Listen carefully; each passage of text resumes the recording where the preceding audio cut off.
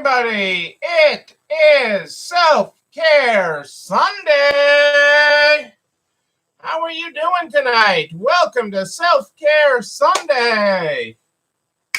Tell us about your day. What are you feeling grateful for this Self-Care Sunday? Tell me about it. I want to know. What are you grateful for on Self-Care Sunday? How you feeling about it out there today?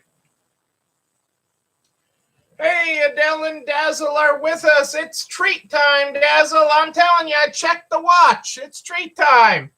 Hop to it.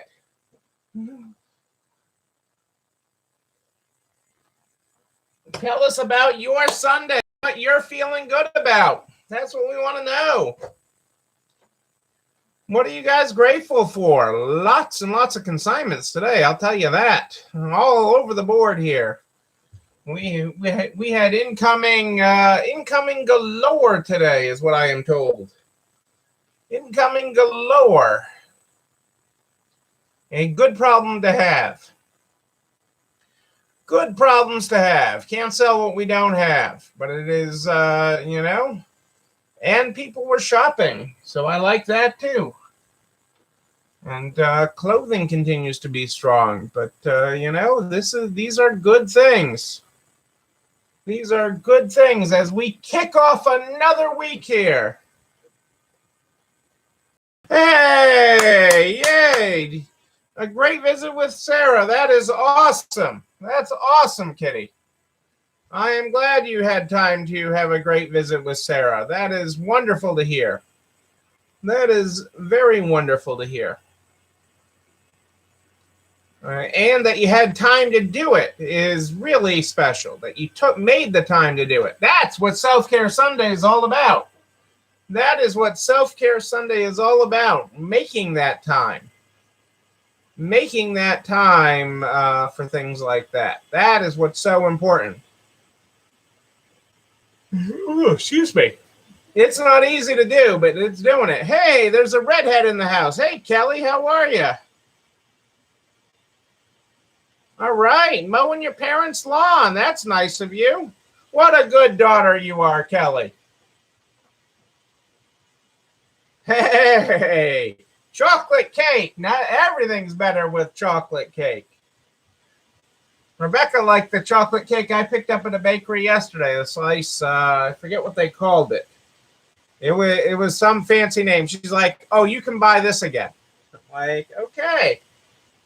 Stopped by my friend's bakery and picked up something and a variety of cupcakes and different things. And I got this one chocolate cake that she thought was going to be good. And it's all good. You know, Kelly, a lot of people enjoy mowing. Not me, but a lot of people. A lot of people find it very relaxing. Hey, Jennifer's with us. Great to have you here. So no, you're not weird. A lot of people do it. It's funny. Cassandra and I were talking about it the other day and choices you make and things. And some people think it's, you're all fancy, because you have a landscaper. And it's like, that's sort of a choice of I don't want to do with my time. I think back to our first house and we were both like, we had at that time we had 1.5 acres fenced in, and we said, we'll work overtime so that we don't have to mow it, so that we can have somebody. Now I've got over 4 acres, and I have Bill and his crew.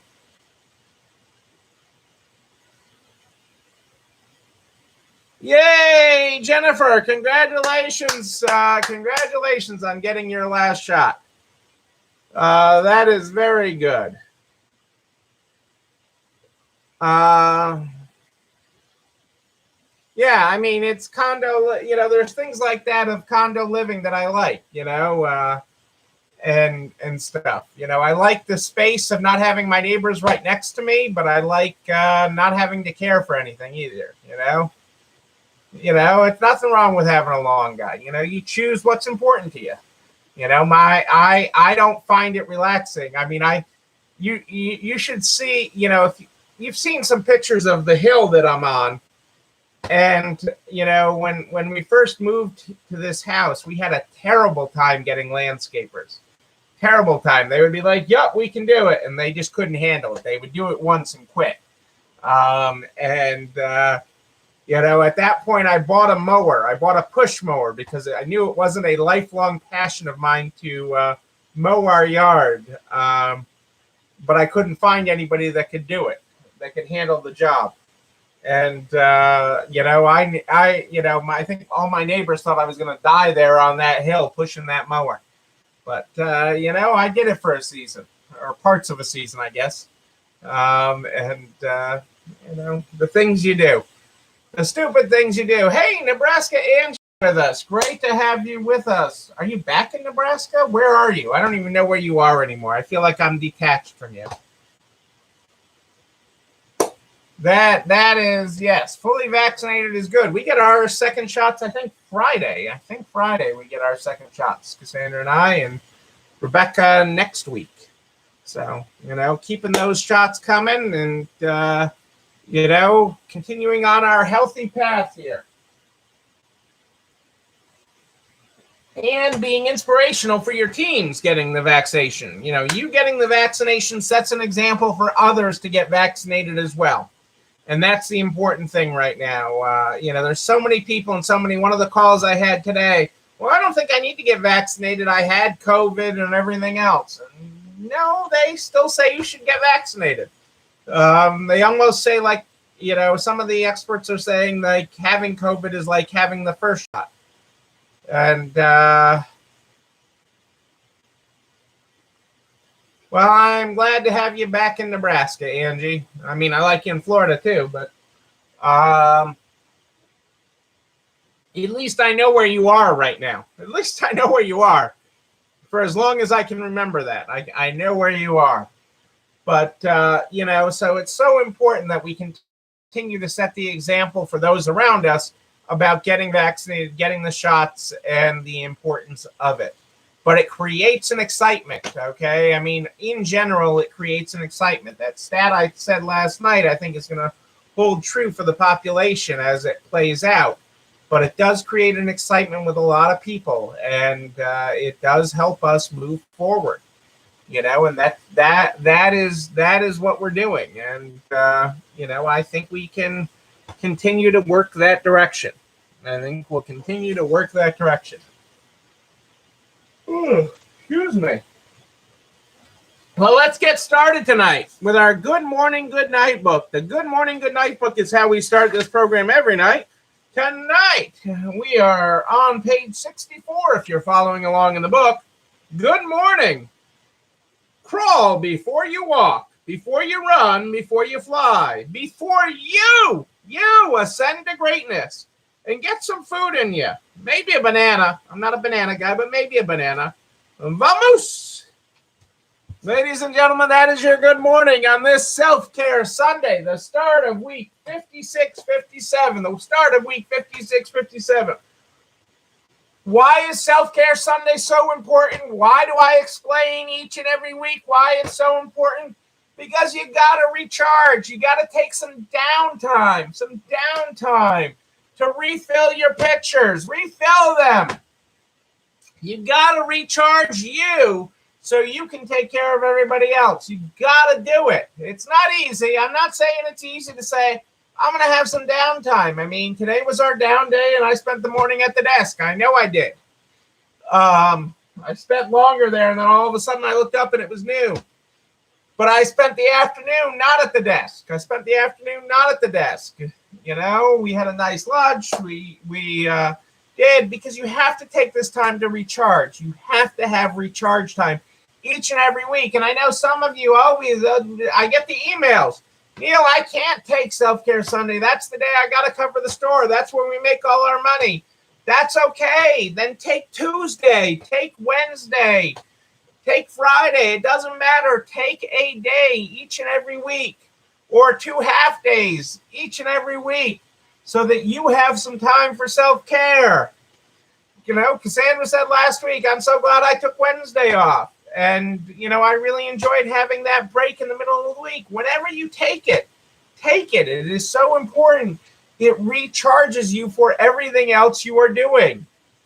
You know, you do not want to burn the candle out. We need to keep your pilot light lit. Your pilot light needs to stay lit. And, you know, we don't want that flame to extinguish. So we need to keep that going. We need to keep your fires burning. And it's a little cooler here, so we might need a fire. It's a little cooler here tonight.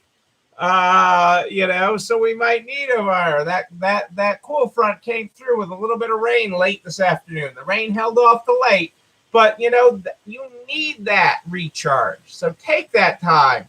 Use the recipe of the week. Okay, this week's recipe, straight from Kitty here, is her mom's recipe for meatloaf. A staple in her house growing up. I love recipes like this. Cassandra's talking about making it this week. Okay, I mean, everybody is oohing and ahhing over this recipe, Kitty. And, you know, simple but not simplistic. You know, meatloaf is a simple but not simplistic meal. And, you know, this recipe is really great. And it's exciting to have the recipe of the week. All the recipes, and especially this meatloaf one, are at narts.org/resalestrong, REC. narts.org/resalestrong, REC. That's where you find the recipe of the week for each and every week throughout this. This has been that Resale Strong cookbook is amazing. Appetizers, entrees, desserts. You can find everything in there. It is an amazing cookbook we have been building here. And this pandemic is not over. It is a marathon, not a sprint. We're kicking off week 56, 57. Week 56, 57, we're kicking off here. And this being a marathon, okay, this is not over yet. Things are getting better, but it is not over. So pace yourself, people. Pace yourself. But it is. It's a good week to have a good week as we kick off week 57, 657. A good week to have a good week. And I'm excited about this week. We get to skip tax day. Although, what do you call it? Quarterly returns are due. Your quarterly tax payments are due on April 15th. So that is true. That is true. Let's see what I got going on tonight. I got a few things for you on Self-Care Sunday. A few things to keep your mind going here. A few things to keep your mind going. I like this quote. And I'm not a hockey guy, but I like this quote. Oh, that's where my sticky went. I'm like, there it is. In hockey terms, we're not playing where the puck is. We're trying to skate to where we anticipate it is going to be. We're not playing where the puck is. We're trying to skate to where we anticipate it's going to be. Is that not business? Isn't that a forward-thinking thing in business? We're not skating where the puck is. We're skating to where we anticipate it is going to be. We're not running business the way we think it's going to be. We're trying to set up the business for where we think the customer is going to be. We're trying to meet our customers' expectations down the road. Not just today, not yesterday, but down the road. Adjusting and adapting. Adjusting and adapting. That is what we are doing. That is what we are doing throughout this. Throughout this, it is adjusting and adapting to where we think we need to be to meet the needs of our customers, our suppliers. That is what we are doing throughout this. That is what we are doing, people. Ready to dress up again? Teens turn to online brands Shine and Princess Polly and thrift stores. Teen spending. Okay, a huge demographic for spending is slowly ticking up from a 2-decade low. It said teens plan to spend about $2,165 this year, which is still down about 5%, but up 1% from last year. Teen girls are leading the recovery in spending as they did coming out of the Great Recession. Online fashion brands like Shine and Princess Polly are surging in popularity, along with thrift marketplaces like Depop. Gracie's obsessed with Princess Polly, Jen? That's great. I mean, I don't even know what Princess Polly is. Okay, I mean, that shows how clueless I am. That shows, I am brand clueless. But yes, they're spending money. They're spending money, and they're spending money in the Johnson house. They're spending money in the Smith's house too, and the house down the street. The Joneses are trying. You're all trying to just keep up with the Joneses. Okay, and the teens are spending.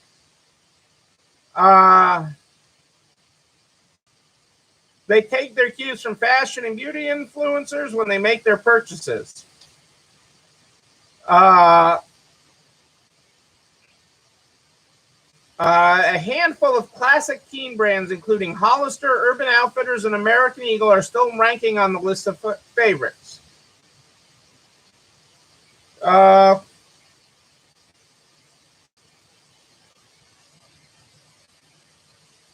Female clothing spend jumped 24% compared with a 15% jump among males.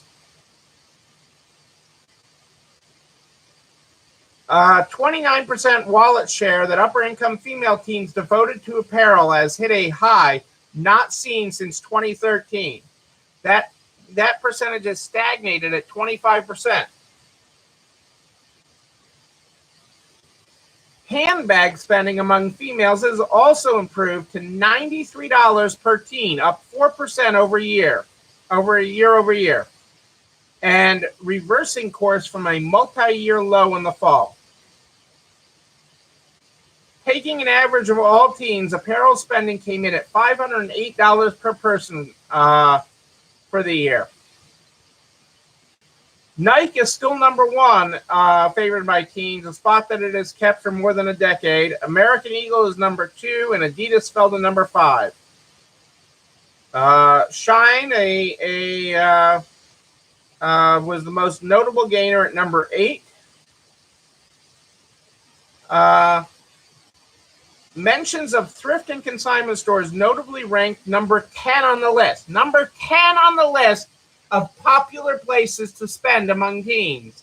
Consignment stores, thrift stores. Yeah, teens are looking for retro, Kelly. You are right on the money there. Digging into Gen Z fashion trends, the 90s are back, while leggings, those sold by Lululemon, remain the top fashion trend among female teens. Mom jeans ranked number 3 on the spring survey.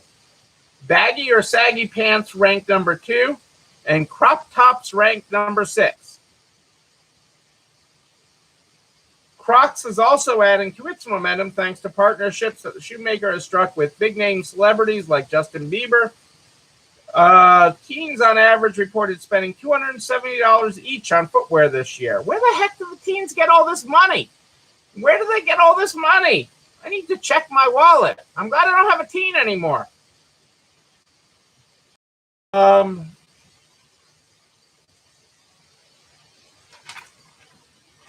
So that is quite interesting. That is quite interesting that the resurgence of teen spending. And part of that is also school is back in person. Okay, you got to keep in mind that the bill that the $2 trillion that Biden signed, okay, the trillions of dollars in there, that required schools to reopen in lots of parts of the country where they hadn't. So now teens are being seen in school, okay, and they're being seen out, and they want to be seen. And so people are looking for fashion. So this goes hand in hand with that. So it is quite interesting there, and how that bodes for your stores. I mean, we have seen a steady increase in fashion spending, which is good. I'm happy to see the clothes flying off the racks. Believe me, because that has, as clothing stores know, that has not been the place that people have been shopping during this pandemic. So to see people shopping in that in clothes is really really great. The parent company of Zales and K Jewelers has entered the rental subscription market. The parent company of Zales, K Jewelers, Jared, and other banners has acquired Roxbox, a jewelry rental subscription platform. It allows its monthly members to rent exclusive and designer jewelry styles via its online platform. Currently, members pay a $21 monthly subscription fee, which can be used as credit towards buying any items in the rental box that they choose to keep.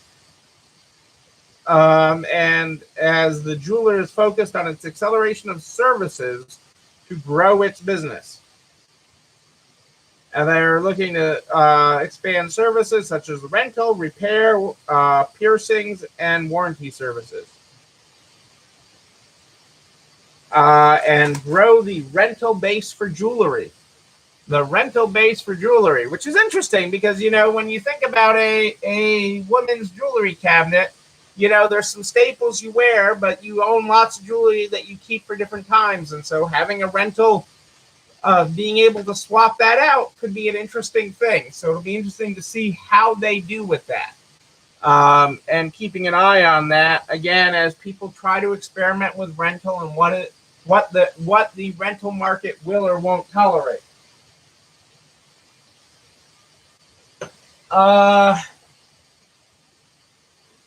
Albertsons grocery store is partnering with Google to enhance grocery shopping. They're partnering with Google to develop a wide range of omni-channel customer-friendly services, including everything from hyper-local shoppable maps to predictable grocery list building.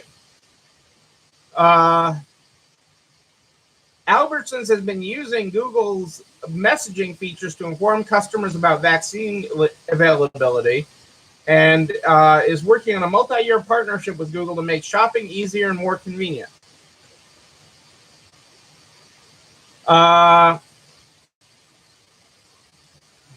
They'll deliver helpful information. So this is just an interesting, what's interesting about this is the expanded collaboration. You know, Google knows everything about you. Google knows what you search for, what you do on the internet. And so as it develops custom tools to collaborate with, that'll be an interesting feel to see what happens with, you know, how they're able to monetize that is really what you're seeing in the Albertsons partnership.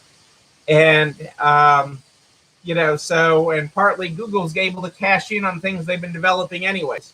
So they're getting Albertsons to pay for it. But it really does allow, it's going to be some insight into, you know, partly making our life easier and partly how to leverage all the data Google has about you and what you're thinking about.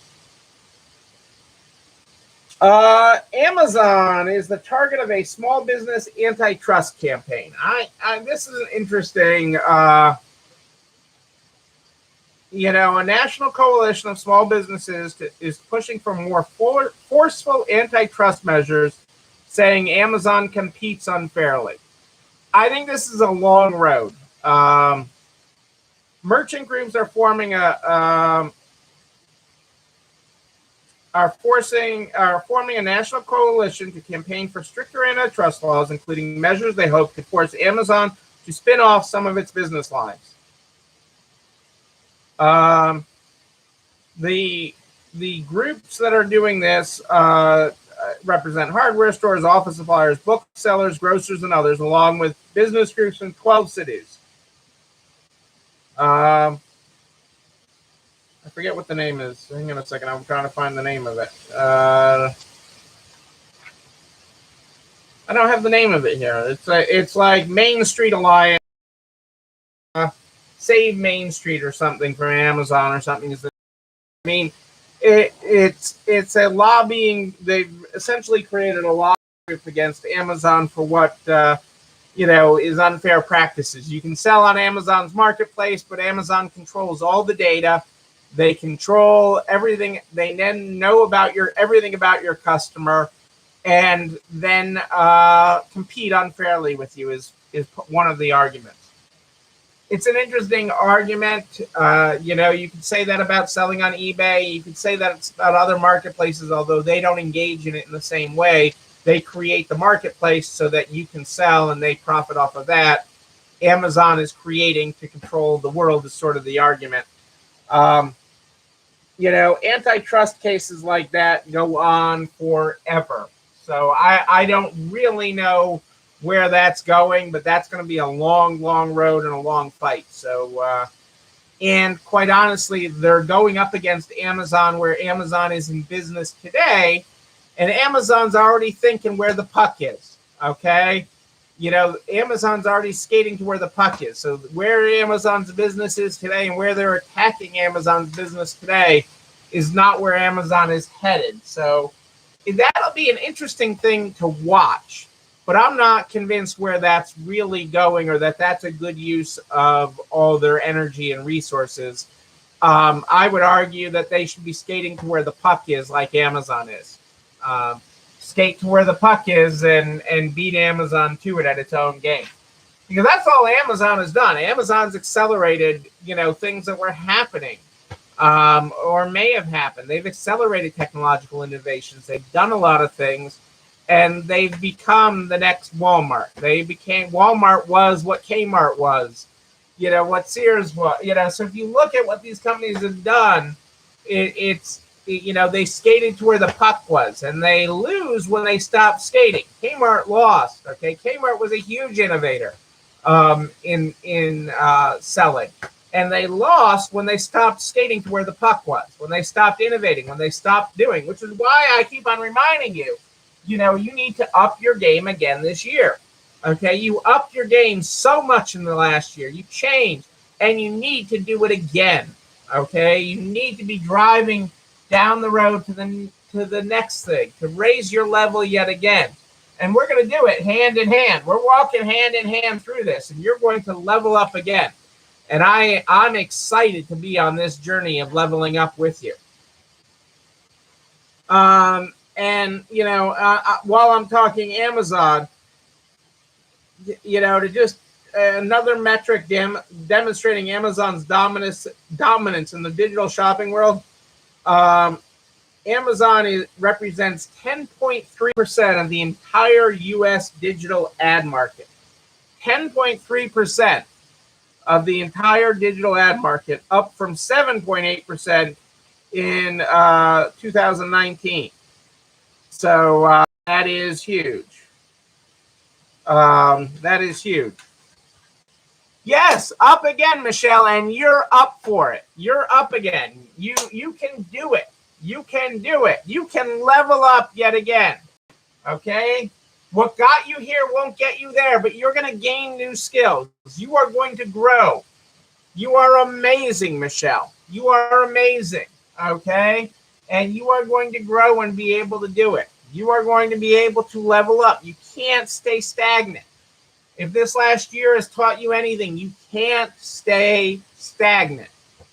You can do this. You can grow. There is still growth left in you. There is still growth left in you. You can grow. I know you can. I know you can.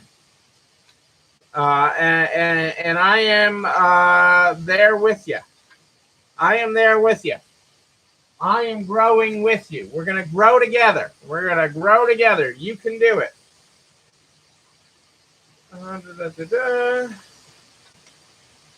Hang on a second.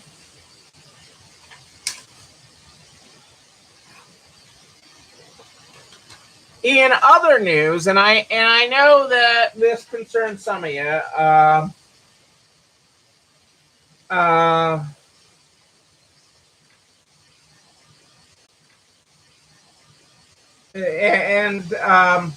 From our friends at the SBA, from our friends Isabel Goodman and our friends at the SBA.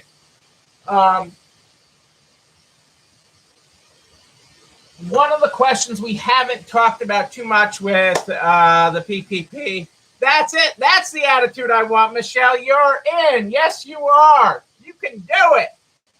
You can grow. You will grow.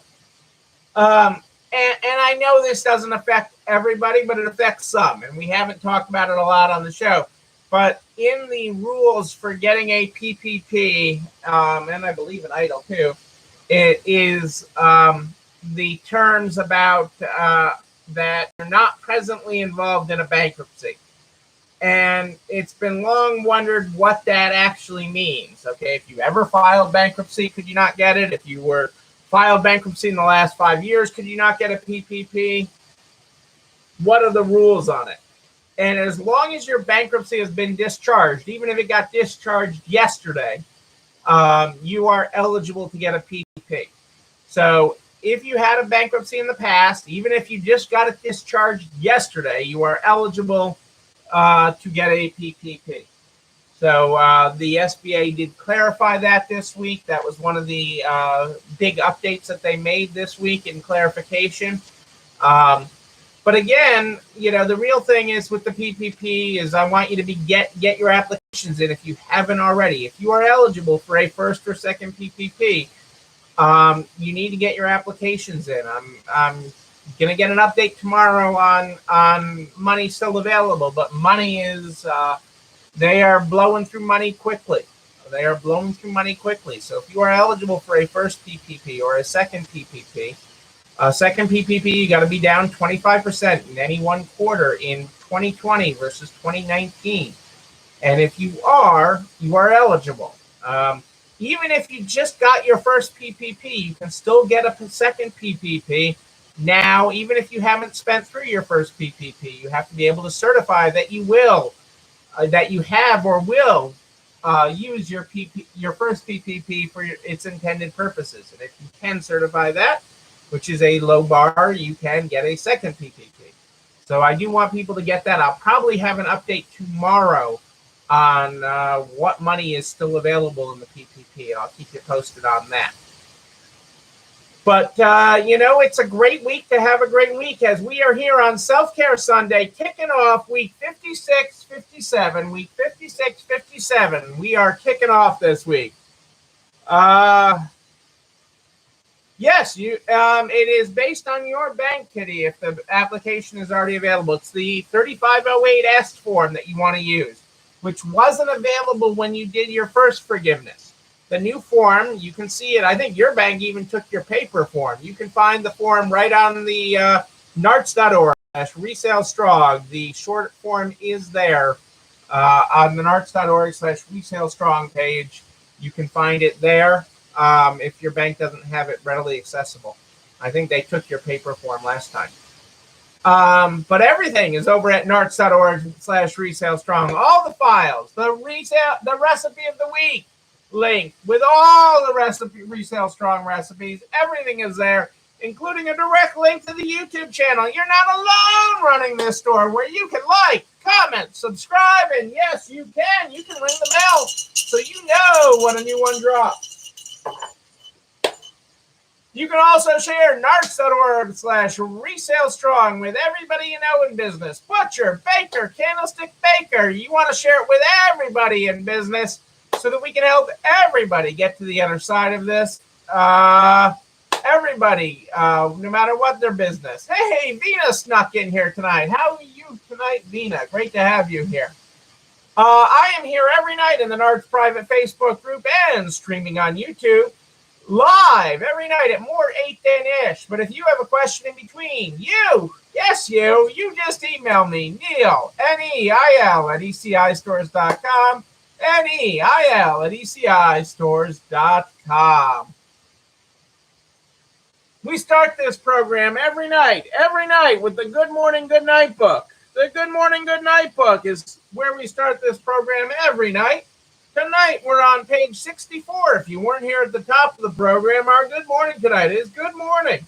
Crawl before you walk, before you run, before you fly, before you ascend to greatness. And get some food in you. Maybe a banana.